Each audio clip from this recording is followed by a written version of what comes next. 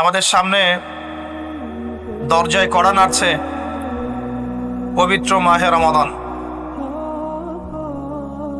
রমাদান সংক্রান্ত অনেক আলোচনা আপনারা হয়তো শুনেছেন, তবে আমি আমার জায়গা থেকে রমাদান এবং কোরআন এই টপিকে আজকে কথা বলার চেষ্টা করবো ইনশাআল্লাহ তাআলা। ওয়া তাওফীকি ইল্লা বিল্লাহ আলাইহি তাওয়াক্কালতু ওয়া ইলাইহি উনীব। আমরা আল্লাহর কাছে দোয়া করছি আল্লাহ পাক বক্তা এবং শ্রোতা সবাইকে শুনে বুঝে আমল করার তৌফিক দান করুন, আমিন।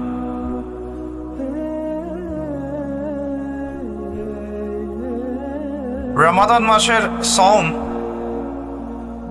কখন ফরজ হয়েছে কে বলতে পারবেন?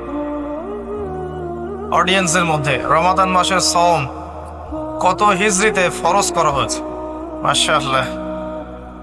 রমাদান মাসের সওম কত হিজরিতে ফরজ হয়েছে, অথচ আমরা জানি ইসলামের বেসিক পিলারের মধ্যে 5টা পিলার, কালিমা, সালাত, যাকাত, সওম এবং হজ। এই 5টা বেসিক পিলারের একটা হচ্ছে রমাদান। কত হিজরিতে ফরজ হয়েছে আমরা কেউ বলতে পারলাম না।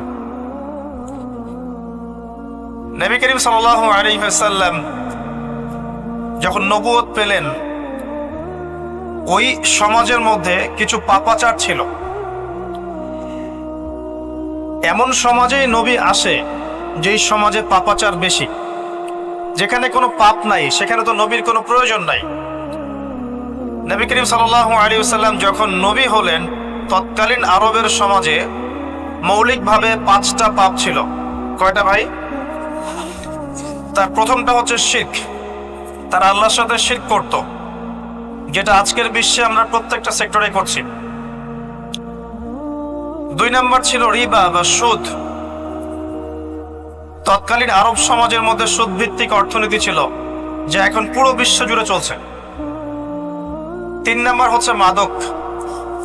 তৎকালীন আরবের অন্যতম মহামারীর নাম ছিল মাদক, যেটা বর্তমান বিশ্বেরও একটা বড় মহামারী। 4 নাম্বার সমস্যা ছিল নারী জাতির অবমাননা, যেটা আইয়ামে জাহিলিয়াতের যুগকে এখন হার বানিয়েছে। 5 নাম্বার সমস্যা ছিল গোত্রীয় হানাহানি, যেটা এখন ধর্মীয় হানাহানি, পলিটিক্যাল হানাহানি, বৈশ্বিক হানাহানিতে রূপ নিয়েছে। কিছুই পরিবর্তন হয়নি। জাহিলি যুগের সেই জাহিলিয়াতের সুন্নতগুলো এখনো বিশ্ববাসী আমল করছে, বরং তার চেয়ে বেশি মাত্রায় করছে। যতদিন যাবে এগুলো বাড়তে থাকবে। এর পরে গিয়ে একটা সময় আসবে যখন সমাজে জাহিলিয়াতের লেশ মাত্র থাকবে না ইনশাআল্লাহ। মুহাম্মদ সাল্লাল্লাহু আলাইহি ওয়াসাল্লাম যে সমাজে নবী হয়েছেন, এই সমাজটা অনেকটা এমন ছিল। শিরক ছিল, রিবা ছিল, মাদক ছিল, নারীর অবমাননা ছিল, বেহায়াপনা ছিল, অশ্লীলতা ছিল, দাস প্রথা ছিল, ব্যভিচার বেশি ছিল, গান বাজনা বাদ্যযন্ত্রের প্রভাব বেশি ছিল, জুয়া ছিল, আপোষে মারামারি, হিংসা, বিদ্বেষ ছিল, রক্তক্ষয়ী দীর্ঘস্থায়ী সংঘাত ছিল। এরকম একটা সমাজের মধ্যে নবী সাল্লাল্লাহু আলাইহি ওয়াসাল্লামকে আল্লাহ পাক নবুয়ত দান করেছেন, এবং নবুয়তটা দান করেছেন রমাদান মাসে, যে মাসে আমাদেরকে সওম রাখতে বলা হয়েছে।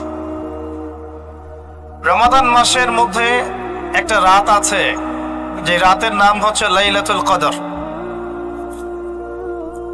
আমি আশা করি আপনারা সবাই এই সূরাটা জানেন। বা'দা আউযু বিল্লাহি মিনাশ শাইতানির রাজীম, ইন্না আনজালনাহু ফি লাইলাতুল কদর। নিশ্চয়ই আমি কোরআনকে নাজিল করেছি লাইলাতুল কদরে, ভাগ্য রজনীতে। ওয়া মা আদরাকা মা লাইলাতুল কদর। হে নবী মুহাম্মদ সাল্লাল্লাহু আলাইহি ওয়াসাল্লাম, আপনি কি জানেন লাইলাতুল কদর কি জিনিস? লাইলাতুল কদরি খায়রুম মিন আলফি শাহর। লাইলাতুল কদর হচ্ছে 1000 মাসের চাইতে উত্তম। এখানে গাণিতিক ভাবে ব্যাখ্যা করতে যাবেন না 1000 মাস সমান সমান কত বছর হয়, ব্যাপারটা এমন নয়। এখানে আধিক্য বোঝানো হয়েছে। 1000 মাস ইবাদত করলে যে নেকি হয়, 1 রাত ইবাদত করলে সে নেকি হয়ে যাবে ইনশাআল্লাহ। এই রাতে কি হয়? স্পেশাল তানাজ্জালুল মালাইকাতু ওয়ার রূহ। এই মাসে আল্লাহর পক্ষ থেকে আল্লাহর ফেরেশতারা নেমে আসেন। কোথায় নেমে আসেন? পৃথিবীতে। তাদের সর্দার হিসেবে থাকেন জিবরাইল আলাইহিস সালাম। তানাজ্জালুল মালায়েকাতু ওয়ার রূহু ফিহা বিইذনি রাব্বিহিম, আল্লাহর রবের আদেশে তারা এই কাজটা করে। মিন কুল্লি আমর, প্রত্যেকটা বিষয়ের ফয়সালা হয় এই রাতে। আপনার আমার তাকদীর লেখা হয়েছে আসমান জমিন সৃষ্টির 50,000 বছর আগে। আপনার আমার তাকদীর লেখা হয়েছে আসমান জমিন সৃষ্টির 50,000 বছর আগে। আল্লাহ পাক সমস্ত সৃষ্টির তাকদীর লিখেছেন প্রথম দফায়। দ্বিতীয় দফায় তাকদীর লেখা হয়েছে যখন আমার আপনার রূহ আমাদের মায়ের গর্ভে ছিল 4 মাস 10 দিন বয়স। ওই সময় আল্লাহর পক্ষ থেকে ফেরেশতা আসেন, এসে লিখে দেন তার হায়াত, তার রিজিক, সে সৌভাগ্যবান না দুর্ভাগ্যবান। এরপর রূহটাকে ফুঁকে দেন, বাচ্চা নড়াচড়া শুরু করে। এর আগ পর্যন্ত পেটের মধ্যে বাচ্চা নড়াচড়া করে না। যখন রূহটা ফুঁকে দেওয়া হয় তারপর থেকে বাচ্চা নড়াচড়া শুরু করে। দ্বিতীয় দফায় তাকদীর লেখা হয়। এরপরে তৃতীয় দফা লেখা হয় এই লাইলাতুল কদরে, যে আগামী 1 বছর কি হবে, আপনি কি করবেন, অর্থাৎ 1 বছরের বাজেট প্রণয়ন করা হয় প্রত্যেক লাইলাতুল কদরে। তানাজ্জালুল মালায়েকাতু ওয়ার রূহ ফিহা বিইذনি রাব্বিহিম মিন কুল্লি আমর। এই রাতের আরেকটা বৈশিষ্ট্য হচ্ছে সালামুন হিয়া হাত্তা মাতলাইল ফজর, ফজর পর্যন্ত এই রাতে শান্তি শান্তি শান্তি শান্তি প্রশান্তি বজায় থাকে। এই রাতে আপনি যে দোয়া করবেন, যে কোনো দোয়াই করবেন, যদি আপনার রিজিকটা হালাল হয় ইনশাআল্লাহ কবুল হয়ে যাবে যে কোনো দোয়া। এই রাতে যারা ইবাদত করে দাঁড়িয়ে দাঁড়িয়ে, তাদের চতুর্দিকে ফেরেশতারা সমবেত হন, তাদের দোয়ায় তারা শরীক হন, তাদের জন্য দোয়া করতে থাকেন। ঠিক তখনই দেখবেন মুমিন বান্দার চোখ দিয়ে টপ টপ করে পানি পড়া শুরু হয়েছে। আপনি ফিল করতে পারবেন যে আপনার দোয়া আল্লাহ কবুল করছেন। এই রাতের ইবাদতকে 1000 মাস দিয়ে গুণ করলেও কখনো সমান হবে না। একটা রাত ইবাদত করলে আপনি 1000 মাসের নেকি পাচ্ছেন। এই সুযোগটাকে ছেড়ে দেওয়া যায়? কবে এই রাত স্পেসিফিকলি বলা যাবে না, 27 তারিখেই স্পেসিফিকলি বলা যাবে না যে 21-এর রাতেই, 23-এর রাতেই বা 25-এর রাতেই, নির্দিষ্ট করে বলার কোনো সুযোগ নাই। নবী সাল্লাল্লাহু আলাইহি ওয়াসাল্লাম লাইলাতুল কদর পেয়েছেন এবং ওই রাতে বৃষ্টি হচ্ছিল। তিনি সিজদা করছেন, তার কপালের মধ্যে মসজিদে নববীর যে মাটি আছে এই মাটির কাদা লেগেছিল। তখন কিন্তু মসজিদ টাইলস ফিটিং ছিল না, মাটির মসজিদ থেকে নবী সাল্লাল্লাহু আলাইহি ওয়াসাল্লাম বিশ্ব পরিচালনা করেছেন। আর আমাদের এখন তাজমহলের মতো মসজিদ, হেদায়েতের কোনো হও না এখানে। এটা আখিরুজ জামানের সাইন, মসজিদগুলো হবে চাকচিক্যময়, হেদায়েত শূন্য। হাদিস একদম স্পষ্ট আছে, মসজিদ হবে চাকচিক্যময় কিন্তু হেদায়েত শূন্য। ইভেন দেখবেন নামাজ পড়ছে মুসল্লি, পাশে হই হুল্লো করছে। দিনের কথা আলোচনা হলে বা নামাজ পড়লে, কেউ কোরআন তেলাওয়াত করলে আদবের সাথে যে পাশে শোরগোল করতে হয় না, এটা এখন বুঝাতে হয়। বুঝাতে গিয়ে যদি আপনি এই আয়াত তেলাওয়াত করেন, লাহুম কুলুবুন লা ইয়াফকাহুনা বিহা, কিছু মানুষকে আল্লাহ পাক কলব দিয়েছেন বোঝে না। ওয়া লাহুম আযানুন লা ইয়াসমাউনা বিহা, কিছু মানুষকে আল্লাহ পাক কান দিয়েছেন শোনে না। ওয়া লাহুম আ'য়ুনুন লা ইউবসিরুনা বিহা, কিছু মানুষকে আল্লাহ পাক চোখ দিয়েছেন দেখে না। উলাইকা কাল আনআম, এরা আনআমের মতো, বাল হুম আদাল, বরং তার চাইতেও নিকৃষ্ট। তখন কিছু মানুষের ইগোতে লেগে যায়। তা আচরণ কিন্তু এমনই। কোরআন যেখানে তেলাওয়াত করা হচ্ছে, নবীর হাদিসের কথা বলা হচ্ছে, সেখানে উঁচু স্বরে কথা বলা জায়েজ নেই। নামাজ পড়ছে একজন ব্যক্তি, সে আল্লাহর সাথে সরাসরি কথা বলছে, তার পাশে কথা বলা জায়েজ নেই। এমনকি নামাজরত ব্যক্তির পাশে কোরআন তেলাওয়াত করাও জায়েজ নেই। আর কথা কি বুঝতে পারছেন? একজন ব্যক্তি নামাজে দাঁড়িয়েছে, আল্লাহর সাথে কথা বলছে, পাশে আপনি কোরআন তেলাওয়াত করতে পারবেন না জোরে জোরে। মনে মনে করতে হবে, করতে চাইলে মনে মনে করতে হবে। অনেক সময় মসজিদের ভিতরে দেখবেন নামাজ পড়া হচ্ছে, শোরগোল করছে। নবী সাল্লাল্লাহু আলাইহি ওয়াসাল্লাম বলেছিলেন, আখিরুজ জামানে, তিরমিজিতে আছে হাদিসটা, আখিরুজ জামানে ইসলামের নামটুকু থাকবে, ইসলামের প্রকৃত বিষয়গুলো থাকবে না। কোরআনের মাসহাফ থাকবে, যে মাসহাফ, কোরআনের মাসহাফটা থাকবে, এর শিক্ষাগুলো থাকবে না। মসজিদগুলো হবে চাকচিক্যময়, কিন্তু মসজিদ হবে হেদায়েত শূন্য। আর চতুর্থ লাইনটা আরো ভয়ঙ্কর। 4 নম্বর লাইনে গিয়ে নবীজি বলেছেন সাল্লাল্লাহু আলাইহি ওয়াসাল্লাম, আসমানের নিচে জমিনের উপরে আল্লাহর সবচেয়ে নিকৃষ্ট সৃষ্টি হবেন এক শ্রেণীর আলেম, যাদের থেকে ফিতনা ছড়াবে এবং তাদের দিকেই ফিতনা ফিরে আসবে। তিরমিজির মধ্যে হাদিসটা আছে, যে কোনো আলেমকে জিজ্ঞাসা করে এটা কোন শ্রেণীর আলেম, এটা বোঝার জন্য আপনার পিএইচডি করার দরকার নাই। যারা দিনকে দুনিয়ার বিনিময়ে বিক্রি করেছে তারাই সেই শ্রেণীর আলেম।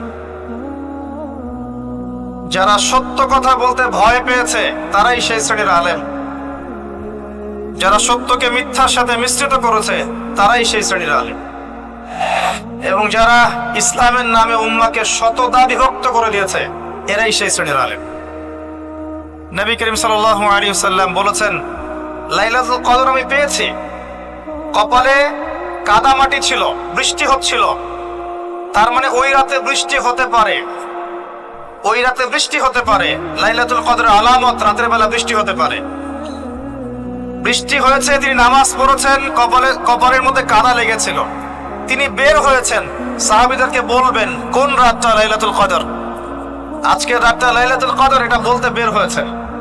বের হয়ে দেখছেন দুজন মুসলিম আপোষে ঝগড়া করছে।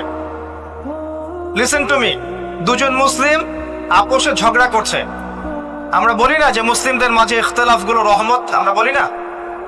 দুজন মুসলিম আপোষে ঝগড়া করছে, এই কাজটার কারণে আল্লাহ রাব্বুল আলামিন নবী সাল্লাল্লাহু আলাইহি ওয়াসাল্লামের হৃদয় থেকে এই কথাটাকে তুলে নিলেন। তিনি আর বললেন না এক্স্যাক্টলি কোন রাতে লাইলাতুল কদর ছিল, তিনি বলতেই বেরিয়েছিলেন যে কোন রাতে লাইলাতুল কদর ছিল। আমাদের ইখতিলাফের কারণে আমরা সেই নির্দিষ্ট রাতটাকে হারিয়ে ফেলেছি। তবে এর মধ্যেই খায়ের আছে, এর মধ্যেই কল্যাণ আছে। আরবিতে একটা প্রবাদ আছে, কুল্লু শার ইউজাদু ফিহিল খায়র, প্রত্যেকটা অকল্যাণের পিছনেই কোনো না কোনো কল্যাণ আছে। নির্দিষ্ট করে বলে দিলে আমরা বাকি রাতগুলো জাগতাম না। নবী সাল্লাল্লাহু আলাইহি ওয়াসাল্লাম এখন বললেন যে আমাকে ভুলিয়ে দেওয়া হয়েছে কোন রাত, তোমাদের ঝগড়ার কারণে। অতএব তোমরা শেষ দশকের বিজোড় রাতগুলোকে তালাশ করো। শেষ দশকের বিজোড় রাত বলতে 21-এর রাত, 23-এর রাত, 25, 27, 29, এই 5টা রাতের যে কোনো একটা লাইলাতুল কদর। এই রাতে ইবাদত করলে এত নেকি হচ্ছে, কারণটা কি? রাত আর দিন কি ডিফারেন্ট কিছু? প্রত্যেক রাতেই কিন্তু আল্লাহ পাক প্রথম আসমানে নেমে আসেন, প্রত্যেক রাতে, শুধু শবে বরাতের রাতে নয়, শুধু নিসফে শাবানের রাতে নয়, কিন্তু প্রত্যেক রাতেই আল্লাহ পাক প্রথম আসমানে নেমে আসেন। তিনি কিভাবে নেমে আসেন এটা ব্যাখ্যা করার দরকার নেই আমাদের।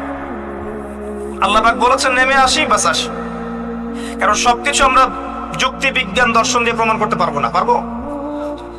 সায়েন্সকে জিজ্ঞাসা করেন যে স্বপ্নের ব্যাখ্যা কি, ঘুম কাকে বলে, আত্মা কাকে বলে, আত্মা কঠিন না তরল না বায়বীয়, পারবে সায়েন্স ব্যাখ্যা করতে? কবরের আযাব কি, জিন জাতি কি, জিন জাতি কাকে বলে, জিন জাতি কেমন দেখতে, মালায়েকা কেমন, তারা কিভাবে কাজ করে, তাদের ফাংশন কি, তারা কি ব্যাখ্যা করতে পারবে? আমাদের একটা চেতনা তৈরি হয়েছে, সায়েন্স যা বলবে তাই সত্য। এই চেতনা পুরোপুরি সত্য নয়। কোরআন এবং সুন্নাহ, আল্লাহ এবং তার রাসূল যা বলবেন সেটাই চূড়ান্ত সত্য। এর বাইরে সত্য মিথ্যার চূড়ান্ত কোনো মানদণ্ড নাই। হ্যাঁ, সায়েন্সের ভিত্তি আমরাই দিয়েছি, এটা অমুসলিমরা দেয়নি, এর ভিত্তি মুসলিমরা দিয়েছে। পরবর্তীতে এরা এর উপর ঘষা মাজা করেছে। এখন সায়েন্টিফিক এবং টেকনোলজিক্যাল রেভলিউশন আসছে পশ্চিমা সভ্যতা থেকে। এই সভ্যতার ধারক বাহক ছিলাম আমরা। সভ্যতা এদের দ্বারা শুরু হয়নি, সভ্যতা নবীদের দ্বারা শুরু হয়েছে। তো সবকিছু সায়েন্স দিয়ে ব্যাখ্যা করা যাবে এমন নয়, কারণ সায়েন্সের সীমাবদ্ধতা আছে, আল্লাহর জ্ঞানের কোনো সীমাবদ্ধতা নাই। তো আল্লাহ নেমে আসেন, ব্যাস নেমে আসেন। নেমে এসে আল্লাহ পাক কি বলেন? আল্লাহ পাক 3টা কথা বলেন। রাতের শেষ অংশ, রাতকে ভাগ করেন।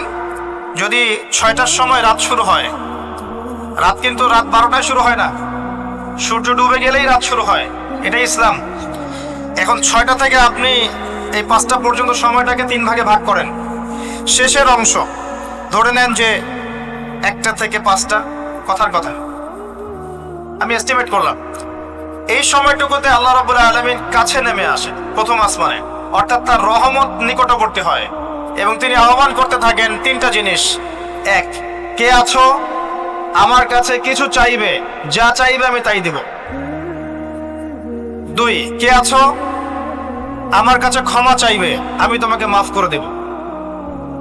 তিন, কে আছো আমাকে ডাকবে, আমি তোমার ডাকে সাড়া দেব। মানে এই সময় আপনি যা চাইবেন ইনশাআল্লাহ, আপনার আকীদায় যদি শিরক না থাকে, আমলে যদি বিদআত না থাকে এবং আপনার রিজিক যদি হালাল হয়, ইনশাআল্লাহ তাআলা আপনার দোয়া কবুল করা হবে। আল্লাহ পাক প্রত্যেক রাতেই নেমে আসেন। তাহলে লাইলাতুল কদরকে এত স্পেসিফিকলি ইম্পর্টেন্স দেওয়ার কারণ কি? একটাই কারণ, মনে রাখবেন, লাইলাতুল কদরকে মর্যাদা মণ্ডিত করার এবং রমাদান মাসকে শ্রেষ্ঠ মাস মর্যাদা মণ্ডিত করার একটা কারণ, only one reason behind it, সেটা হচ্ছে এই মাসে এবং এই রাতে আল কোরআন নাজিল হয়েছে। কথা কি বুঝতে পারছেন? কোরআন নাজিলের কারণেই এই মাসটা মহামান্বিত, কোরআন নাজিলের কারণেই এই রাতটা সম্মানিত। ইন্না আনজালনাহু ফি লাইলাতুল কদর। নবী করিম সাল্লাল্লাহু আলাইহি ওয়াসাল্লাম যখন এই জাহিলি যুগে বাস করছেন, এই লাইলাতুল কদরে রমাদান মাসে আল্লাহ পাক কোরআন নাজিল করলেন। কি জন্য নাজিল করলেন? কারণ এই সমাজটাকে পরিবর্তন করার জন্য, সমাজের জাহিলিয়াতগুলোকে দূর করার জন্য নবী করিম সাল্লাল্লাহু আলাইহি ওয়াসাল্লাম প্রচন্ড ফিকির করতেন। কি করা যায়, কি করলে মানুষগুলো শিরক ছেড়ে দিবে, কি করলে সুদ বন্ধ হবে, কি করলে মাদক থেকে মানুষ দূরে থাকবে, কি করলে নারীর সম্মান বৃদ্ধি পাবে। তিনি ভাবতেন কিভাবে গোত্রীয় হানাহানি বন্ধ করা যায়, তিনি এগুলো ভাবতে থাকতেন। হেরা গুহায় বসে তিনি এগুলো ভাবতেন কি করা যায়। যুবক বয়সে তিনি হিলফুল ফুজুর তৈরি করেছেন এগুলো সমস্যা দূর করার জন্য, কিন্তু পরিপূর্ণরূপে সফল হয়েছেন বলতে পারি না আমরা, কারণ তখন ওহী আসেনি। এই ভাবতে ভাবতে ভাবতে ভাবতে একদিন এক রাতে তার কাছে আল্লাহর পক্ষ থেকে কোরআন নাজিল হলো। সূরা আলাকের প্রথম 5টা আয়াত, বিসমিল্লাহির রহমানির রহিম, ইকরা বিসমি রাব্বিকাল্লাযী খালাক। পড়ুন আপনার রবের নামে যিনি আপনাকে সৃষ্টি করেছেন। খালাকাল ইনসানা মিন আলাক, যিনি মানুষকে সৃষ্টি করেছেন জমাট বাঁধা রক্তপিণ্ড থেকে। আমরা সবাই জমাট বাঁধা রক্তপিণ্ড ছিলাম মায়ের পেটে। আজকে আমরা আল্লাহ দ্রোহী হয়েছি, কিন্তু আমরা পেটের মধ্যে এতটুকু জমাট বাঁধা রক্তপিণ্ড ছিলাম। সূরা ইয়াসিনের মধ্যে আল্লাহ পাক এই কথাটা বলেছেন, তোমাদেরকে তো নুতফা থেকে সৃষ্টি করেছি, ফাইদা হুয়া খাসীমুম মুবিন, যখন সে বড় হয়েছে সুস্পষ্টভাবে আল্লাহর বিরুদ্ধাচরণ করছে। আমরা যদি না থাকি এই পৃথিবীতে, আল্লাহর দ্বীনের কোনো ক্ষতি হবে? এই পৃথিবীর আবর্তন থেমে যাবে? আমাদের বউ বাচ্চা কাচ্চা, বাবা মা, স্ত্রী সন্তান, এরা কি না খেয়ে মারা যাবে? মনে করেন আমরা এখন সবাই মরে গেছি, কথার কথা বলছি, নাউজুবিল্লাহ, আমাদের পরিবারগুলো কি থেমে যাবে? আত্মীয় স্বজন থেমে যাবে? আমাদের সমাজ থেমে থাকবে? কেউ থেমে থাকবে না। মাঝখান থেকে আমরা আমাদের জীবনের সময়টা হারিয়ে ফেললাম। অতএব আমরা আল্লাহর জন্য বাঁচি, আল্লাহর দ্বীনের জন্য। এখন দ্বীনের ক্ষতি যারাই করবে তাদের বিরুদ্ধেই সোচ্চার হতে হবে। আল্লাহ পাক বোঝার তৌফিক দান করুন। আমি যে কথা বলছিলাম, কোরআন নাজিল হয়েছে লাইলাতুল কদরে। এখন এই কদরের রাতকে ইবাদতের জন্য খাস করে নিতে হবে। শেষের দশক এবং বিজোর রাত 21, 23, 25, 27, 29। বলছিলাম রমাদান মাস এবং লাইলাতুল কদরকে সম্মানিত করা হয়েছে একটা কারণেই, কারণ এই মাসে এই রাতে আল কোরআন নাজিল করা হয়েছে। এটাই কারণ। কোরআন কখন নাজিল হলো? যখন সমাজে সুদ আছে, মদ আছে, জেনা আছে, ব্যভিচার আছে, শিরক আছে, এরকম সমাজে। প্রথম কি নাজিল হলো? পড়ো। প্রথমে নাজিল হয়নি শিরক করো না, প্রথমে নাজিল হয়নি যে সুদ খেও না, প্রথম আয়াত এটা ছিল না জেনা করো না, প্রথম আয়াত এটাও ছিল না মূর্তি পূজা করো না। হ্যাঁ, প্রথম আয়াত কি? ইকরা, পড়ুন। আল্লাহ পাক বুঝাতে চাচ্ছেন সমাজের জাহিলিয়াতকে দূর করতে হলে লেখাপড়ার কোনো বিকল্প নাই, এবং সেই পড়াশোনাটা হতে হবে আল্লাহর ওহীর আলোকে। যে ওহীটা আল্লাহ পাক নাজিল করেছেন এর বেসিসে আপনাকে পড়াশোনা করতে হবে। এই জ্ঞানটা দিয়ে আপনি সমাজ সংস্কার করতে পারবেন ইনশাআল্লাহ তাআলা। এর সাথে উপকারী জ্ঞানগুলো কি নিব না? অবশ্যই নিব। ওহীর জ্ঞানের সাথে, কোরআন সুন্নাহর জ্ঞানের সাথে আমি ইতিহাসের জ্ঞান নিব, আমি পলিটিক্যাল সায়েন্সের জ্ঞান নিব, আমি দর্শনের জ্ঞান নিব, জিওপলিটিক্সের জ্ঞান নিব, প্রয়োজন আমি সায়েন্সের জ্ঞান নিব, আমি কমার্সের জ্ঞান নিব, আর্টসের জ্ঞান নিব, মেডিকেল সায়েন্স পড়বো, ইঞ্জিনিয়ারিং পড়বো, সবই পড়বো, কিন্তু বেসিকটা কি হবে? কোরআন, সুন্নাহ, ইসলাম। এরপর আপনি ডাক্তার হন, ইঞ্জিনিয়ার হন, পলিটিশিয়ান হন, সামাজিক নেতা হন, প্রশাসনের ক্যাডার হন, আপনার জন্য মোবারকবাদ। আপনি যেখানেই যাবেন সেখানেই বরকত ছড়াবেন ইনশাআল্লাহ। যে পলিটিশিয়ানের ভিতরে তাকওয়া আছে তার দ্বারা দুর্নীতি সম্ভব না। যে প্রশাসনের কর্মকর্তার ভিতরে তাকওয়া আছে সে ঘুষ নিতে পারবে না, দুর্নীতি করতে পারবে না। যে আলেমের ভিতরে তাকওয়া আছে সে দিনকে দুনিয়ার বিনিময়ে বিক্রি করবে না। যে ডক্টরের ভিতরে তাকওয়া আছে সে ডাক্তার হবে, কসাই হবে না।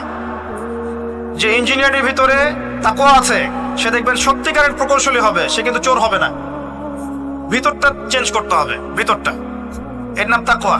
ভিতরটা চেঞ্জ করবে একটা জিনিস, আল্লাহর ওহী, কোরআন এবং সুন্নাহ, ইসলাম। এটা আপনার ভিতরকে পরিবর্তন করবে। আর আমরা অনেক বড় বড় কথা বলি অনেক সময়, কিন্তু মূল কাজটা হচ্ছে ভিতরটা পরিবর্তন করা। আমাদের সবার সাথে যার যার কলব যাবে, যার যার আমল যাবে। আল্লাহ পাক আমাকে কলার চেপে ধরে বলবেন না যে বাংলাদেশে ইসলামী খেলাফত কায়েম করে আসো নাই কেন, এটা আল্লাহ পাক আমাকে বলবেন না। আল্লাহ পাক বলবেন তোমাকে যে দায়িত্ব দিয়েছিলাম ওই দায়িত্ব ঠিকঠাক মতো পালন করেছো কিনা, আল্লাহ পাক এটা বলবেন না। বেসিকে আসেন, নিজের আত্মশুদ্ধি, এটা বেসিক। আলাইকুম আনফুসাকুম, নিজের নফসের খবর নাও, নিজের নফসটাকে পবিত্র করো, নিজের নফসের মধ্যে হিংসা ত্যাগ করো, বিদ্বেষ ত্যাগ করো, অহংকার ত্যাগ করো, রিয়া ত্যাগ করো, দুনিয়ার মোহ ত্যাগ করো। নিজের নফসের মধ্যে বেশি বেশি পরকালের ফিকির আনো, জিকির করো বেশি বেশি, কোরআন বেশি বেশি তেলাওয়াত করো, হালাল খাও, আদর্শ পরিবার গঠন করো, তাওহীদে থাকো, সুন্নতে থাকো, ইনশাআল্লাহ হাসতে হাসতে জান্নাতে চলে যাবেন। একটা হাদিস আমি পড়েছি ফয়জুল কালাম বইয়ের মধ্যে, গতকালকে মাহফিলে বলেছিলাম, আপনাদেরকে বলছি। মাদ্রাসায় পড়ানো হয় ক্লাসিক্যাল একটা বই ফয়জুল কালাম, সবাই কিনতে পারেন, হাদিসের বই, চমৎকার কিছু হাদিস আছে। এখানে একটা হাদিস আছে আমাদের জন্য সুসংবাদ। নবী সাল্লাল্লাহু আলাইহি ওয়াসাল্লাম বলছেন, হে সাহাবীরা, তোমরা এমন একটা যুগের মধ্যে বাস করছো যেই যুগে কেউ যদি ইসলামের 10% ছেড়ে দেয় সে ধ্বংস হয়ে যাবে। সাহাবীদেরকে বলছেন তোমরা এমন একটা যুগে বাস করছো, এই যুগে ইসলামের 1/10 কেউ ছেড়ে দিলে সে ধ্বংস হয়ে যাবে। কিন্তু তোমাদের পরে এমন একটা যুগ আসবে যেই যুগে মানুষ যদি 1/10 ধরে রাখতে পারে, 10% ধরে রাখতে পারে, তাহলেই নাজাত পেয়ে যাবে ইনশাআল্লাহ। আমরা সে যুগে আছি না? আমাদের চতুর্দিকে ফিতনা নয় কি? আপনার ঘরে ফিতনা, সমাজে ফিতনা, ইকোনমিক্সে ফিতনা, রাষ্ট্রে ফিতনা, বিশ্বে ফিতনা, ধর্মে ফিতনা, সবখানেই ফিতনা, ফাসাদ। আমরা সেই যুগের মধ্যে বাস করছি। আসুন, আল্লাহ পাক কোরআন নাজিল করলেন, প্রথমে পড়তে বললেন। তার মানে আল কোরআন এবং সুন্নাহ এগুলোকে পড়া শিখতে হবে। বড় বড় স্বপ্ন দেখার আগে আমাদেরকে বেসিক ঠিক করতে হবে, পড়াশোনা করতে হবে। আল্লাহ পাক আমাদের যুব সমাজকে পড়াশোনা করার তৌফিক দান করুন। রমাদান মাসে এটা নাজিল হয়েছে। আল্লাহ পাক সূরা বাকারায় বলছেন, শাহরু রমাদানাল্লাযী উনজিলা ফীহিল কুরআন। রমাদান সেই মাস যেই মাসে কোরআন নাজিল করা হয়েছে। কি জন্য নাজিল করা হয়েছে? হুদাল লিন-নাস। এই কোরআন হচ্ছে মানব জাতির জন্য হেদায়েত, নট অনলি ফর মুসলিমস। এটা শুধু মুসলিমসদের জন্য হেদায়েত নয়, হুদাল লিন-নাস, পুরো মানব জাতির জন্য হেদায়েত। কোরআনে ইহুদির জন্য হেদায়েত আছে, খ্রিস্টানের জন্য আছে, অমুসলিম হিন্দুদের জন্য আছে, সবার জন্য কোরআন। এটা সাম্প্রদায়িক কোনো কিতাব নয়, এটা টোটালি অসাম্প্রদায়িক একটা বই। আল কোরআন যে কেউ পড়তে পারে। এটা কারো পৈতৃক সম্পত্তি নয় যে একটা শ্রেণীর মানুষই পড়বে বাকিরা পড়বে না, সবাই পড়বে ইনশাআল্লাহ তাআলা। এটা আল্লাহর কিতাব, আল্লাহর কালাম। হুদাল লিন-নাস ওয়া বায়িনাতিন মিনাল হুদা, এটা হচ্ছে সত্য মিথ্যার মানদণ্ড, বায়িনাত সুস্পষ্ট মানদণ্ড। আর কি ওয়াল ফুরকান, প্রমাণ, হুজ্জাত, দলিল। এটা আল্লাহ পাক কোরআন সম্পর্কে বলছেন। আরেকটা জায়গায় চলে যাই, চলেন সূরা নাহল এর 89 নম্বর আয়াতে চলে যান। আল্লাহ পাক বলছেন, ওয়া নাযালনা আলাইকাল কিতাব, হে নবী আমি আপনার প্রতি এমন একটা কিতাব নাজিল করেছি, অর্থাৎ আল কোরআন। ওয়া নাযালনা আলাইকাল কিতাব তিবয়ানান লিকুল্লি শাই, যেই কিতাবটা প্রত্যেকটা বিষয়ের ব্যাখ্যা। আপনি কি আমার কথা শুনতে পারলেন? আল্লাহ বলছেন কোরআন প্রত্যেকটা বিষয়ের ব্যাখ্যা। আপনার ব্যক্তি জীবন এখানে আছে, আপনার ব্যবসায়িক জীবন এখানে আছে, অর্থনৈতিক জীবন এখানে আছে, পারিবারিক জীবন এখানে আছে, সামাজিক লাইফ এখানে আছে, সবকিছু আছে। তিবিয়ানান লিকুল্লি শাই, প্রত্যেকটা বিষয়ের ব্যাখ্যা এখানে আছে। তিবিয়ানান লিকুল্লি শাই ওয়া হুদা ওয়া রাহমাতান ওয়া বুশরা লিল মুসলিমিন। এই কোরআন হচ্ছে হেদায়েত এবং রহমত, দয়া। ওয়া বুশরা লিল মুসলিমিন, মুসলিমদের জন্য সুসংবাদ এই কোরআন। শুরুতে আছে আলিফ লাম মিম যালিকাল কিতাব লা রাইবা ফি। এটা এমন একটা কিতাব যেই কিতাবের মধ্যে কোনো সন্দেহ নাই। কোন লেখক বলতে পারে আমার বইয়ের মধ্যে কোনো সন্দেহ নাই? সন্দেহের কোনো অবকাশই নাই। লা রাইবা ফি হুদাল লিল মুত্তাকিন, মুত্তাকিদের জন্য এটা হেদায়েত। মুত্তাকি কারা? আল্লাযীনা ইউমিনুনা বিল গায়ব, যারা অদৃশ্যে বিশ্বাস করে। ঈমানের 6 পিলার সবই অদৃশ্য নয় কি? আল্লাহ অদৃশ্য, ফেরেশতা অদৃশ্য, আসমানে আগের কিতাবগুলো দেখি নাই, অদৃশ্য। নবী রাসূলগণ দেখি নাই, অদৃশ্য। পরকাল ওয়াল ইয়াউমিল আখির, ওয়াল ইয়াউমিল আখির দেখি নাই, অদৃশ্য। ওয়াল কদরি খায়রিহি ওয়া শাররিহি, তাকদীর অদৃশ্য। আল্লাযীনা ইউমিনুনা বিল গায়বি, মুত্তাকি তারা যারা গায়েবে বিশ্বাস করে, অদৃশ্যে বিশ্বাস করে। আর এখনকার শিক্ষা দর্শন আমাদেরকে শেখায় পশ্চিমাদের, চোখে যা দেখবো না বিশ্বাস করবো না। হ্যাঁ, তাদের দর্শন এরকম, যুক্তি দিয়ে প্রমাণ করতে পারবেন না, বিশ্বাস করবো না। বৈজ্ঞানিক ব্যাখ্যা দিতে পারবেন না, বিশ্বাস করবো না। সায়েন্টিফিক্যালি প্রুভড হতে হবে, তারপর বিশ্বাস করবো। অনেক সময় দেখা যায় মুসলিমরাও এর গলদ ধাঁধায় পড়ে যায় এবং বলে নামাজের উপকারিতার সায়েন্টিফিক ব্যাখ্যা বলেন, তারপর নামাজ পড়বো। নামাজের সায়েন্টিফিক ব্যাখ্যা লাগবে, তারপর নামাজ পড়বেন? আল্লাহ পাক বলেছেন ইয ক্বালা লাহু রাব্বুহু আসলিম ক্বালা আসলামতু লিরাব্বিল আলামিন। আল্লাহ পাক ইব্রাহিমকে বলেছেন আলাইহিস সালাম আত্মসমর্পণ করো, যখনই বলেছেন তখনই করেছেন। যখনই আল্লাহ পাক বলেছেন আত্মসমর্পণ করো, তিনি বলেছেন আসলামতু লিরাব্বিল আলামিন, আমি আত্মসমর্পণ করলাম।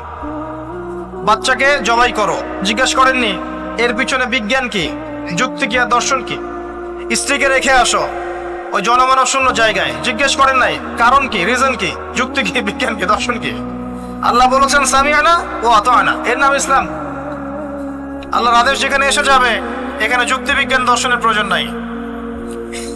এই কনসেপ্টে আপনাকে মৌলবাদী হতেই হচ্ছে, কিছু করার নাই। কারণ মৌলিক বিষয় আপনাকে মেনে চলতে হবে। হ্যাঁ, প্রত্যেকটা বিষয়কে আপনি ব্যাখ্যা করতে পারবেন যদি সেই জ্ঞান আপনার কাছে থাকে, কিন্তু যুক্তি বিজ্ঞান দর্শনের সীমাবদ্ধতা আছে, সবকিছুর ব্যাখ্যা করতে পারে না। ভালো করে শিক্ষা দর্শন হজম করে তারপর পড়াশোনা করেন। অন্যথায় আপনারা দাড়ি টুপি নিয়েও অনেক সময় দেখবেন এই যে এটা কি বলে, এথিজমের দিকে যাচ্ছেন, নাস্তিকতার দিকে যাচ্ছেন। আসেন মূল জায়গায় আসি। আল্লাহ রাব্বুল আলামিন কোরআন সম্পর্কে কথা বলছেন, লা রাইবা ফি, এর মধ্যে কোনো সন্দেহ নাই। একই সূরার মধ্যে আল্লাহ পাক বলছেন যে ওয়া ইন কুনতুম ফি রাইবিন মিম্মা নাযালনা আলা আবদিনা ফাতু বিসূরাতিন মিন মিসলি। তোমরা যদি এই কিতাব নিয়ে সন্দেহ করে থাকো যে এই কিতাব আল্লাহর পক্ষ থেকে এসেছে নাকি অন্য কারো পক্ষ থেকে এসেছে, তোমরা যদি এই কিতাব সম্পর্কে সন্দেহ পোষণ করো যেটা কি আল্লাহর পক্ষ থেকে এসেছে না অন্য কারো পক্ষ থেকে এসেছে, তাহলে এর মতো কিছু আয়াত নিয়ে এসে দেখাও, একটা সূরা রচনা করে দেখাও। ওয়াদউ শুহাদাকুম মিন দুনিল্লাহি ইন কুনতুম সাদিকিন।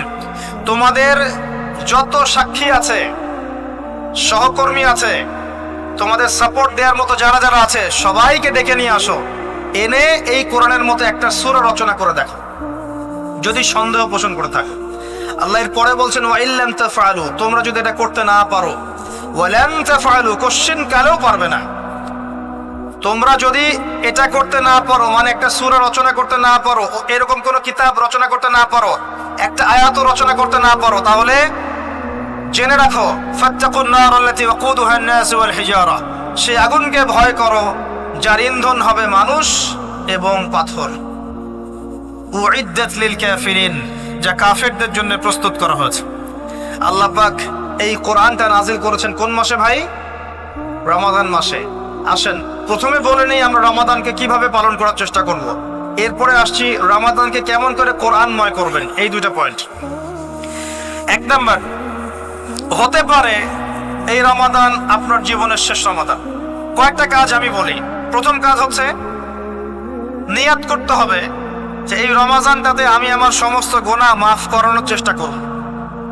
কারণ নবী সাল্লাল্লাহু আলাইহি ওয়াসাল্লাম বলেছেন, সেই ব্যক্তির জন্য ধ্বংস যে ব্যক্তি রমজান মাসকে পেয়েছে কিন্তু তার গুনাহ মাফ করাতে পারেনি। কে জানে এটা আমাদের শেষ রমাদান হতে পারে। আল্লাহ না করুক, আমরা দোয়া করি আল্লাহ পাক আমাদেরকে বেশি বেশি রমাদান দান করুক, বেশি বেশি লাইলাতুল কদর দান করুক। প্রথম শুরু হচ্ছে আপনি মাসের বাজার আগে করে ফেলবেন। আমি একটু প্র্যাকটিক্যাল কথা বলবো আর কি। আপনি রমাদান মাসের বাজার এই শাবান মাসে করে ফেলার চেষ্টা করেন, পারলে ঈদের শপিংটাও করে ফেলার চেষ্টা করেন। রমজান মাসে বেশি বাইরে যাবেন এবং টাকা পয়সা নিয়ে গিয়ে যে স্ত্রী সন্তানের হাতে দিয়ে দিবেন না, যাও বাইরে গিয়ে মার্কেটিং করে আস, এই ভুলটা করতে যান। নিজে পরিবেশ নষ্ট করবে, রোজার যে আধ্যাত্মিকত্ব নষ্ট হবে, আরো হাজারটা যুবকের চোখের জানা করা প্রয়োজন নাই। আপনি পরিবারের কর্তা, লিস্ট করে ফেলেন, আপনাকে আল্লাহ পাক যতটুকু সামর্থ্য দিয়েছেন মূল জিনিসগুলো কিনে রেখে দেন, আর বাকি টুকটাক বাজার আপনি করবেন। আর যখন বাজারে যাবেন একটা দোয়া পড়বেন, আপনি 10 লক্ষ নেকি পাবেন ইনশাআল্লাহ। কত লক্ষ? 10 লক্ষ। দোয়াটা শিখাচ্ছি। দোয়াটা হচ্ছে লা ইলাহা ইল্লাল্লাহ ওয়াহদাহু লা শারীকা লাহ লাহুল মুলক ওয়া লাহুল হামদ ইউহয়ী ওয়া ইউমীত ওয়া হুয়া হাইয়ুন লা ইয়ামুত বিয়াদিহিল খায়রু কুল্লুহু ওয়া হুয়া আলা কুল্লি শাইইন কাদির। একবার পড়লে 10 লক্ষ নেকি পাবেন বাজারে গিয়ে। কেন পাবেন? কারণ বাজার সবচেয়ে নিকৃষ্ট জায়গা, যেখানে গেলে মানুষ আল্লাহকে স্মরণ করে না। সেখানে গিয়ে আপনি আল্লাহকে স্মরণ করেছেন, এই জন্য আল্লাহ পাক নেকি দিবেন ইনশাআল্লাহ। আসেন, এটা করার পর ঈদের যে শপিংটার কথা বলছি, এটা এই কারণে বলছি, লাস্টের দশকে আমরা ঈদের শপিং এ বেশি ব্যস্ত থাকি, এতে করে লাইলাতুল কদরটা আমরা হারিয়ে ফেলি। লাস্টের দশক আমরা হয় ইতিকাফ করব, না হলে বাসায় নামাজ পড়বো, পরিবার বর্গকে নিয়ে রাত জাগবো। পারা যাবে ইনশাআল্লাহ? তারাবির নামাজ তো পড়বোই ইনশাআল্লাহ জামাতে।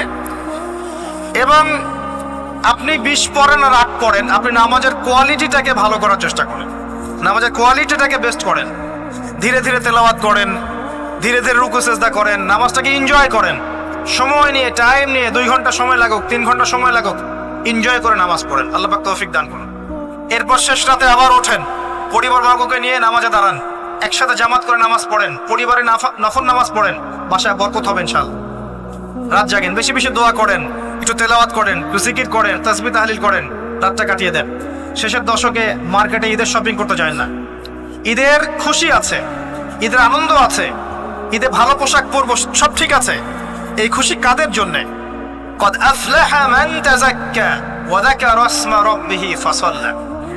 কার জন্য ঈদের খুশি? যে ব্যক্তি রমজান মাসে আত্মশুদ্ধি অর্জন করতে পেরেছে, রোজা রেখেছে, যাকাত দিয়েছে, নামাজ পড়েছে, লাইলাতুল কদরের রাত জেগেছে, তারাবি পড়েছে, ইত্যাদি ইত্যাদি। এই ব্যক্তি আত্মশুদ্ধি অর্জন করেছে, এই ব্যক্তির জন্য ঈদের খুশি। যে রমজান মাসে সিনেমা দেখেছে, সিনেমা শুটিং করেছে, পর্নোগ্রাফি দেখেছে, সুদ খেয়েছে, শিরক করেছে, বেদাত করেছে, হারাম খেয়েছে, এর জন্য ঈদের খুশি। মানুষকে ঠকিয়েছে, ব্যবসায় মাল কম দিয়েছে, পণ্য মজুত করেছে, ইচ্ছা করে দ্রব্যের দাম বাড়িয়েছে, সরকারকে বিব্রত করেছে, জনগণকে দুর্ভিক্ষের দিকে ঠেলে দিয়েছে, এদের জন্য ঈদের খুশি? কখনো না। ঈদের খুশি তাদের জন্য যারা আত্মশুদ্ধি অর্জন করতে পেরেছে। আল্লাহ পাক বোঝার তৌফিক দান করুন, আমিন। এটা প্রথম টিপস দিলাম আপনাকে। এবার আসেন, আপনি রমাদানে প্ল্যান করবেন যে আপনার জীবনে বড় বড় পাপগুলো কি কি হয়েছে। এই পাপগুলো যদি মানুষের সাথে জড়িত হয়ে থাকে, আপনি মানুষের সাথে গিয়ে গিয়ে ক্ষমা নিয়ে নেবেন। কারো টাকা নিয়েছেন, দেন নাই, দিয়ে দিবেন। কারো সম্পত্তি পায়, দেন নাই, দিয়ে দিবেন। কারো হকটা নষ্ট করেছেন, গালি দিয়েছেন, গীবত করেছেন বা তহমত দিয়েছেন, অপমান করে ইত্যাদি, ক্ষমা চেয়ে নেবেন। রমাদান মাসে মানুষের হকটা দিয়ে দেন। আল্লাহর কাছে জড়িত যে পাপগুলো আছে, এটার জন্য ইস্তেগফার যথেষ্ট। খালি যদি বলেন আস্তাগফিরুল্লাহাল্লাযী লা ইলাহা ইল্লা হুয়াল হাইয়ুল কাইয়্যুম ওয়া আতুবু ইলাইহি, 1 সেকেন্ডের মধ্যে আল্লাহ পাক আপনার সমস্ত পাপকে নেকি দিয়ে পরিবর্তন করে দিবেন ইনশাআল্লাহ। এবার প্র্যাকটিক্যালি যাবেন, সেহরি করবেন। সাহরির মধ্যে বারাকা আছে। সাহরি না উচিত না, সাহরির মধ্যে বারাকা আছে। একটা খেজুর হোক, 1 গ্লাস পানি হোক, আপনি সাহরি করবেন, এর মধ্যে বারাকা আছে।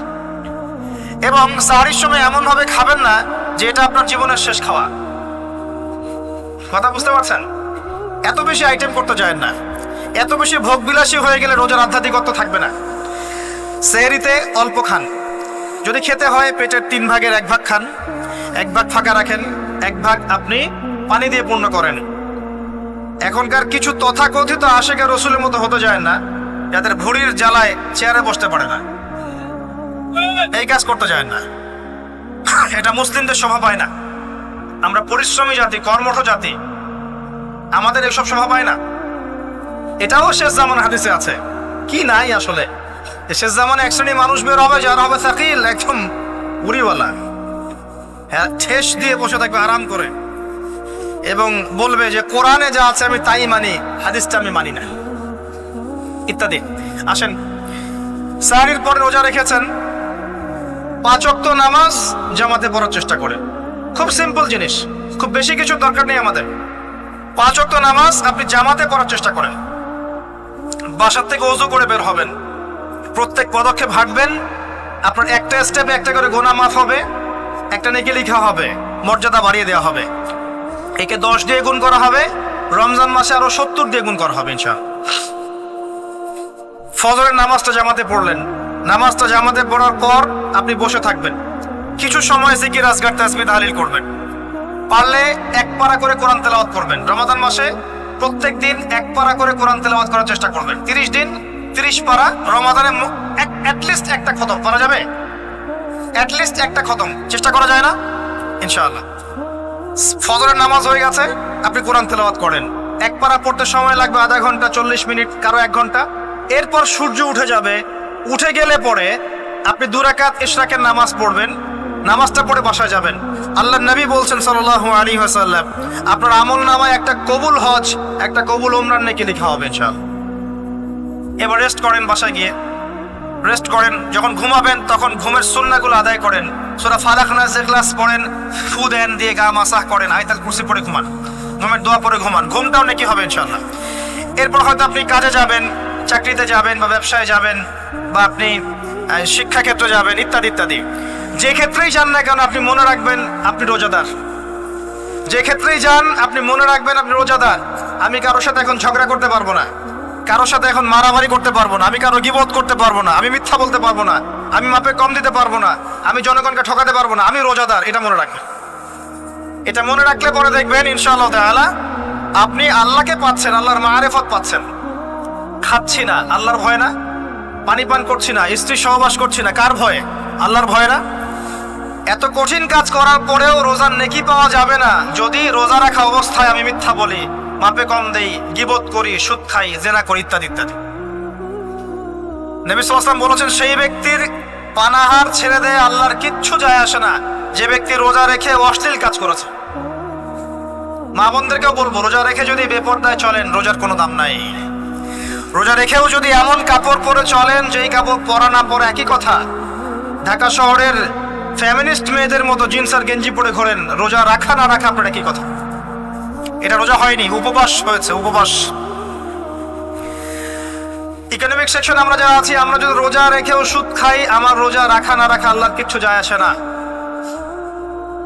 আমরা ধর্মীয় ক্ষেত্রে যারা আছি, জানা অনুযায়ী আমল যদি না করি, দিনকে দুনিয়ার স্বার্থে ব্যবহার করি, আমাদের রোজা রাখা না রাখায় কিছু যায় আসে না।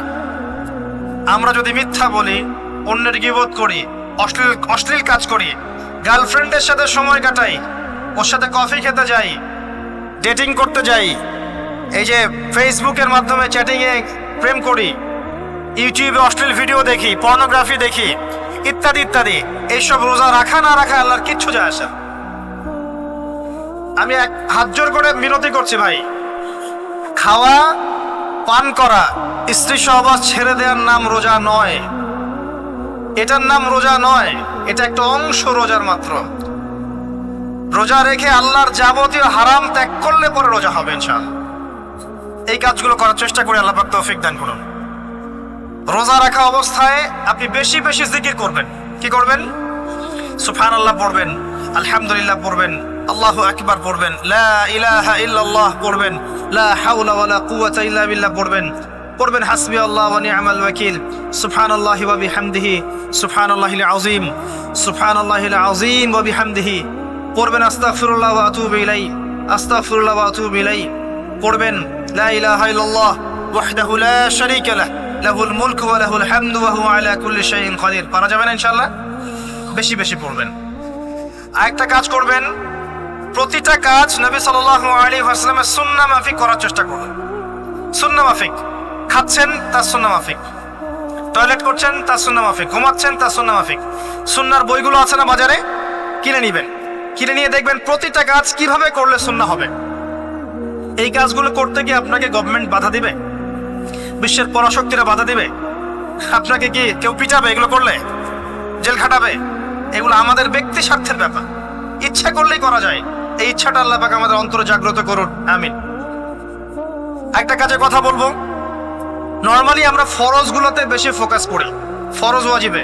রমজান মাসে সুন্নত মুস্তাহাবে ফোকাস করতে হয়।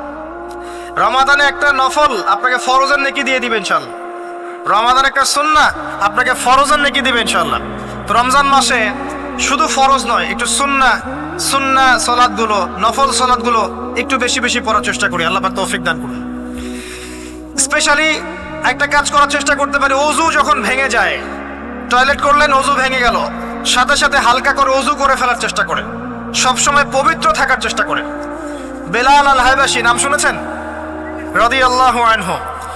নবী সাল্লাল্লাহু আলাইহি ওয়াসাল্লাম বলছেন, আমি যখনই জান্নাতে গিয়েছি বেলাল তোমার পায়ের শব্দ শুনেছি। সুবহানাল্লাহ।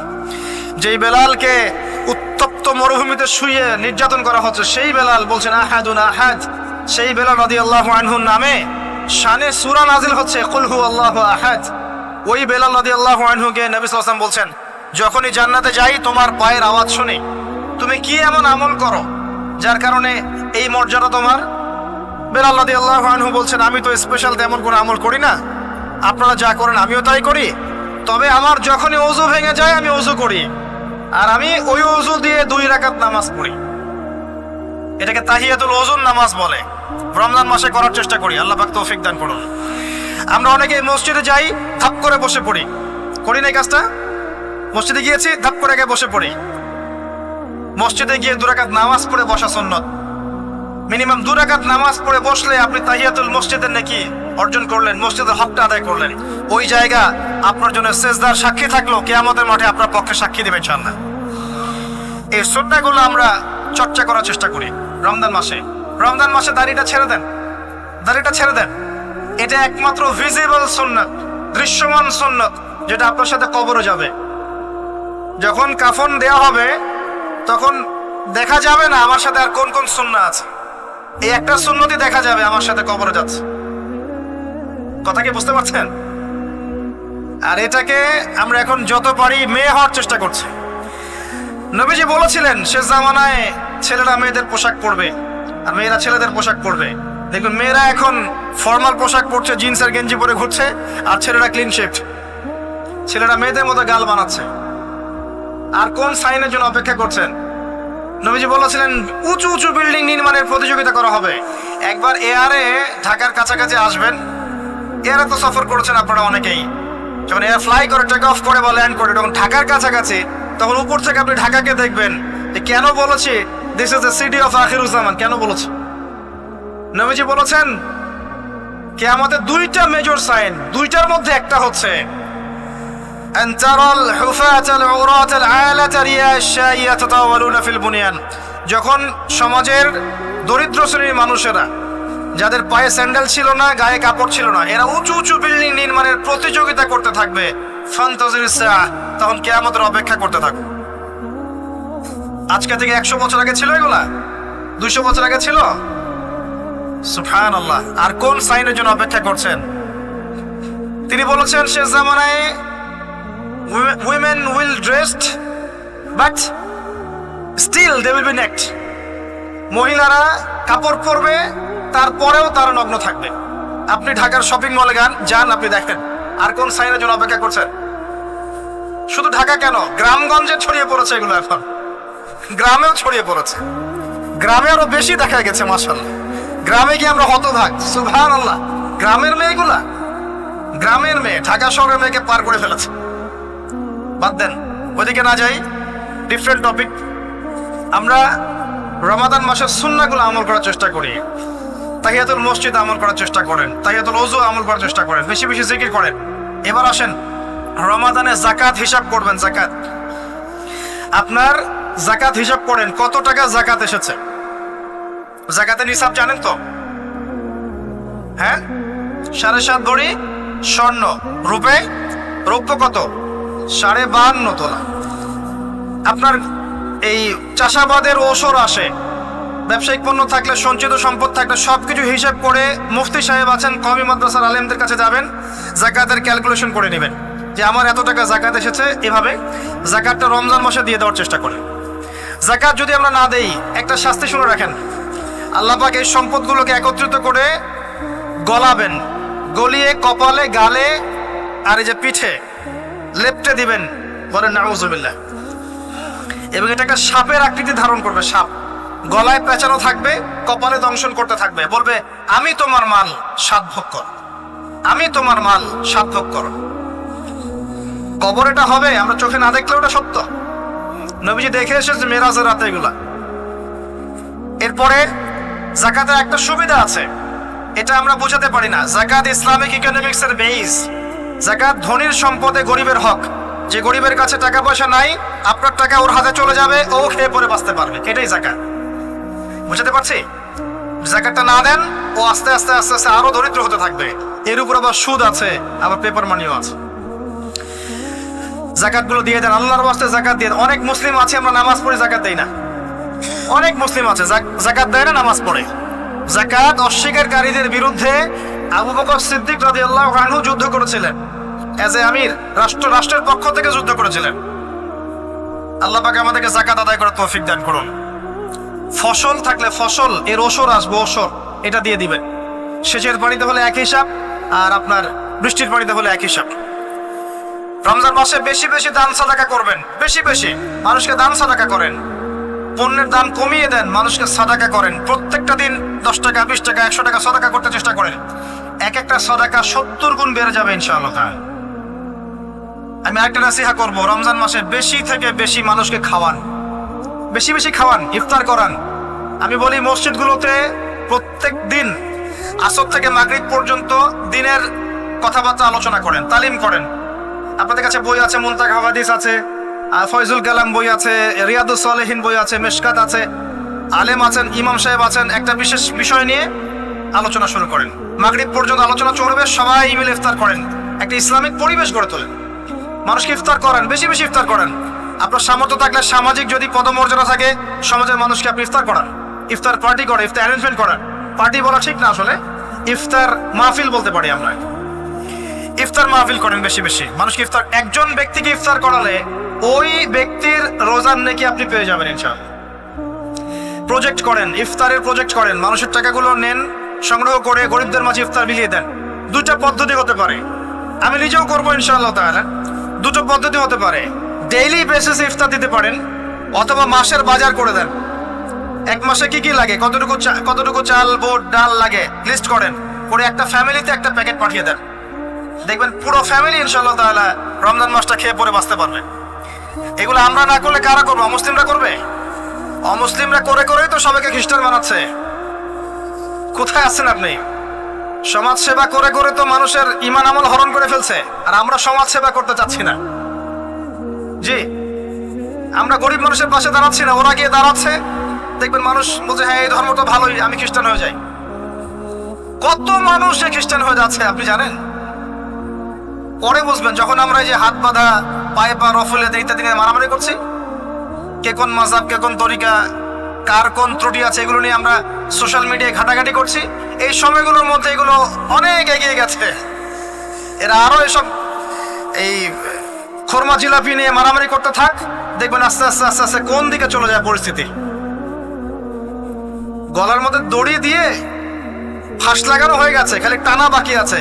আরে এখন ঝগড়া করে বেড়াচ্ছে কোন আলেমের কোন সমস্যা। লাহুম কুলুবুন লা ইয়াফকাহুনা বিহা, আল্লাহ পাক বলেছেন সূরা আরাফ 179-তে।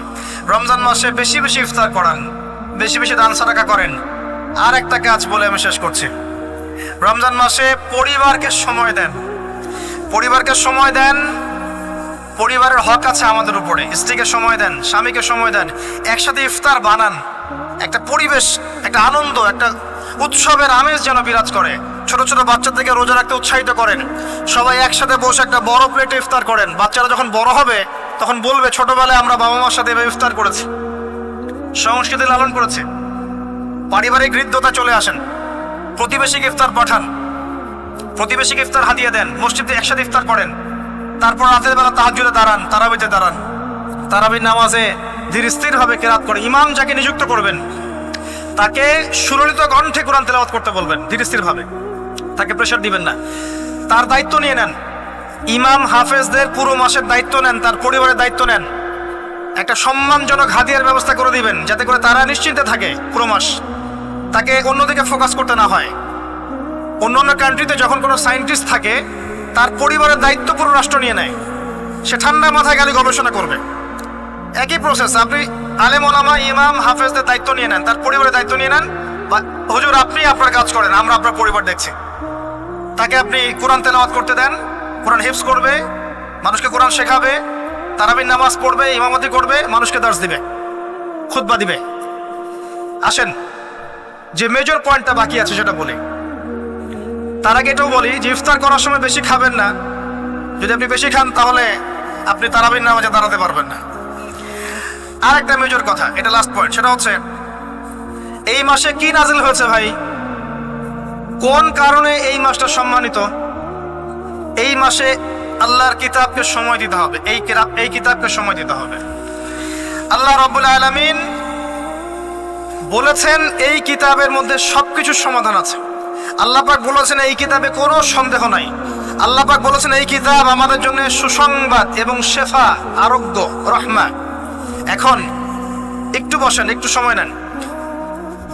এই কিতাব প্রথমত আপনাকে তিলাওয়াত করা শিখতে হবে। রমজান মাস আসার আগেই আপনি তিলাওয়াত করা শিখে ফেলেন। যদি না জানেন, রমজান মাসে পুরো 1 মাস তাজবিদ শিখবেন স্থানীয় ইমামের কাছে, পারবেন না? 1 মাসের মধ্যে কোরআন তেলাওয়াত শেখা সম্ভব, 1 মাসে শেখা সম্ভব। শয়তান আপনাকে 3টা ধোঁকা দিতে পারে। শয়তান আপনাকে বোঝাতে পারে আপনি অনেক জানি, আমার জানার দরকার নাই। শয়তান বোঝাতে পারে আমার বয়স হয়ে গেছে, আমার দ্বারা হবে না। শয়তান বোঝাতে পারে আমার অনেক সময় পড়ে আছে, পরে শিখে নিব। আল্লাহর ওয়াস্তে শয়তানের ধোঁকায় পড়বেন না। এই মাসে কোরআন শেখেন, কে জানে আপনি আগামী মাস পান কিনা। কোরআন শিখে নেন, রমজান মাসে তেলাওয়াত করে শিখে নেন। কি পাবেন? কয়েকটা হাদিস বলছি। নবী সাল্লাল্লাহু আলাইহি ওয়াসাল্লাম বলেছেন এই কোরআন আপনার পক্ষে দলিল হবে অথবা বিপক্ষে দলিল হবে। হুজ্জাতুন লাকা ওয়া আলাইক, আপনার জন্য শাফিউল লিআসহাবি, এটা সুপারিশকারী হবে আপনার জন্য। প্রত্যেক হরফে আপনি 10টা করে নেকি পাবেন। কোনোদিনও আমি বলি নাই কোরআন তেলাওয়াত করলে নেকি হবে না। এই যে কাটছাট ভিডিও দেখলে আলেম ওলামাও ভুল মেসেজ পায়, এবং দেখা যায় একজন বরেণ্য আলেম হয়েও ভুল কথা বলতে শুরু করে। এজন্যই বলি এর ক্ষতিকর দিক কত। মূল বিষয় তার নখদর পড়ে নাই, একটা কাটছাট ভিডিও দেখেছে, দেখেই কথা বলা শুরু করলো। কিন্তু সে আলেম, তার জানা উচিত কাফা বিল মারই কাযিবান ওয়া হুয়া ইয়াকুল কুল্লামা সামিআ। একজন মানুষের জন্য মিথ্যাবাদী হওয়ার জন্য এতটুকু যথেষ্ট, যা শুনলাম যাচাই বাছাই না করেই প্রচার করলাম। ইয়া আইয়ুহাল্লাযীনা আমানু ইন জাআকুম ফাসিকুম বিনাবাইন ফাতাবায়ানু, কোন ফাসিক যদি কোনো খবর নিয়ে আসে সেটা আগে তথ্য যাচাই করো, তারপরে কথা বলো। ইশতারিবু কাসীরাম মিনাজ যন, বেশি বেশি অনুমান থেকে বেঁচে থাকো। ইন্না বা'দা যন্নি ইসম, এগুলো আমরাই ভুলে যাচ্ছি এখন। আমি বলছি বারবার, স্পষ্ট করে বলছি, কোরআন তেলাওয়াত করলে প্রত্যেক হরফে 10টা করে নেকি হবে। এবং কোরআন তেলাওয়াত করলে আপনার জীবনে বরকত আসবে, রিজিকে হায়াতে বরকত আসবে, আপনার কলবে আল্লাহর নূর আসবে ইনশাআল্লাহ তাআলা। কোরআন আপনার পক্ষে সাক্ষী দিবে, আপনার পক্ষে দলিল হবে, হুজ্জা হবে ইনশাআল্লাহ। প্রত্যেক হরফে 10 নেকি। তবে শুধু তেলাওয়াত করলেই আমি কোরআনের অর্থগুলো বুঝতে পারবো না। আর অর্থগুলো না বুঝলে আমি কোরআনে আল্লাহর মৌলিক মেসেজগুলো ধরতে পারবো না। ধরতে না পারলে সেই মেসেজগুলোর উপর আমল করতে পারবো না। এই কারণে কোরআনের অর্থটা বোঝা জরুরি, এর ভাষা শেখা জরুরি, কারণ আদেশ নিষেধ আমাকে মানতে যেতে হবে। এবং কোরআন গবেষণা করতে হলে অবশ্যই অর্থ জানতে হবে, ভাষা শিখতে হবে, এর তাদাব্বুর তাফাক্কুরে ডুবে যেতে হবে, যেটা শুধুমাত্র তেলাওয়াত করা সম্ভব নয়। এটা বোঝাতে চেয়েছি। এর চেয়ে পরিষ্কার করে কি বলতে পারি বলেন? সুবহানাল্লাহ। আল্লাহ পাক আমাদেরকে বোধ শক্তি দান করুন। আল্লাহর ওয়াস্তে রমজান মাসে ভাই কোরআন তেলাওয়াত বাড়িয়ে দেন। যারা হাফেজ আছেন এই মাসে হিফজ চর্চা করবেন। আমার জন্য দোয়া করেন যেন আমি এই মাসে পুরোটা হিফজ করতে পারি। হিফজ চর্চা না করতে করতে অনেকটা ভুলেই যাচ্ছে। আসলে নবী সাল্লাল্লাহু আলাইহি ওয়াসাল্লাম বলেছেন চর্চা না করলে কোরআন এত দ্রুত কলব থেকে বের হয়ে যায় যে একটা উটকে যদি ছেড়ে দেন সে যত দ্রুত চলে যাবে। আমাদের জন্য আমার জন্য দোয়া করবেন যাতে কোরআনের হকটা আদায় করতে পারি। আল্লাহ পাক তৌফিক দান করুন, আমিন। এবং যারা হাফেজে কোরআন তাদের উচিত আরবি ভাষা এবং সাহিত্য জেনে তাফসিরগুলো পড়ে কোরআনের আয়াতগুলোকে নিয়ে একটু গবেষণা করা, আয়াতগুলো বোঝার চেষ্টা করা, আল্লাহ পাক কি বলেছেন কোরআনের মধ্যে বোঝার চেষ্টা করা, এগুলো জনগণকে বোঝানো। এবং এটা বোঝাতে আপনি উগ্র হবেন না, চরমপন্থী হবেন না, আক্রমণাত্মক হবেন না। আমরা কেউ কারো শত্রু নই, আমরা সবাই সবার বন্ধু, সবাই সবার ভাই। আমরা সবাই সবার ভাই, এক উম্মাহ, ওয়ান উম্মাহ নেশন। তাই আমরা কোরআনের মৌলিক মেসেজগুলো যুগোপযোগী ভাবে সবার সামনে তুলে ধরবো, উপস্থাপন করব, মানার জন্য ফোর্স করব না। যাকে আল্লাহ পাক হেদায়েত দিবেন সে মানবে ইনশাআল্লাহ, যাকে আল্লাহ পাক হেদায়েত দিবেন না সে মানবে না, তার হিসাব সে দিবে, আমার কোনো দায় দায়িত্ব নেই। আর সর্বশেষ কথা হচ্ছে, আল কোরআন এর মধ্যে অনেক আদেশ এবং নিষেধ আছে। রমজান মাসে আমরা যদি কোরআন পড়ি আর বুঝি কিন্তু কোরআনের আদেশ আর নিষেধগুলোকে ফলো না করি, না মেনে চলি, তাহলে আদতে কোরআনের হকটা আদায় হচ্ছে না। এবং এই কোরআনের মেসেজ আমাদেরকে মুসলিম অমুসলিম সবার দ্বারে দ্বারে পৌঁছে দিতে হবে ইনশাআল্লাহ তাআলা। যেভাবে কোরআনের দাওয়াতের ফলে, হাদিসের দাওয়াতের ফলে নবী সাল্লাল্লাহু আলাইহি ওয়াসাল্লাম আইয়ামে জাহিলিয়াতের সেই জাহিলিয়াতকে দূর করে আলোকিত সমাজ প্রতিষ্ঠা করেছিলেন, ইনশাআল্লাহ আজও সম্ভব এই কোরআন সুন্নাহর দাওয়াতকে দিয়ে আজকের সমাজে চলমান জাহিলিয়াতগুলোকে দূর করে আলোকিত বাংলাদেশ প্রতিষ্ঠা করা। আল্লাহ পাক আমাদেরকে তৌফিক দান করুন, আমিন। আমি আমার আলোচনা এখানে শেষ করছি, আজকে আর লম্বা করছি না। আপনারা কষ্ট করে এসেছেন, বসেছেন, আলোচনা শুনেছেন, আদবের সাথে বসেছেন, শৃঙ্খলা রক্ষা করেছেন। আমরা দোয়া করি আল্লাহ পাক আপনাদের সবার নেক হায়াত, হালাল রিজিকে আল্লাহ পাক প্রশস্ত করুন। আমাদের সবাইকে আল্লাহ পাক রমজানে পৌঁছে দিন, রমজানে বেশি বেশি রোজা রাখার তৌফিক দান করুন।